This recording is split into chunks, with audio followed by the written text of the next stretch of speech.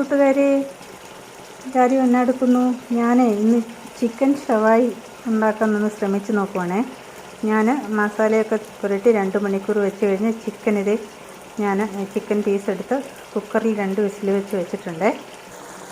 അതിനുശേഷം അത് വെന്ത ശേഷം അതിന് മീതിയുള്ള മസാല വെള്ളമൊക്കെ ഇറങ്ങിയുള്ള മസാല ഞാൻ ഇത് ഫ്രൈ ചെയ്ത പാനിൽ ആ മസാലയൊന്ന് പറ്റിക്കാൻ വെച്ചേക്കുവാണേ.